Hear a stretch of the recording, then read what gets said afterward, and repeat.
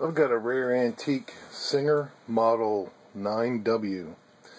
These were the Wheeler and Wilson machines after Singer had bought them out, so it's dated somewhere between 1906 to about 1913. The serial number is W45049, and it's a treadle only machine. It needs to be in a cabinet, and it does fit standard Singer treadle cabinets. Just show while it stitches. I've got 6 layers of denim. There were already stitched ones for photo used in the ad, and I'm just going to spin it by finger to show you.